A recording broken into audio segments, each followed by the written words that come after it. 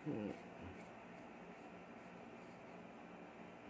Doon siya pag na babarahan yung ilong niya.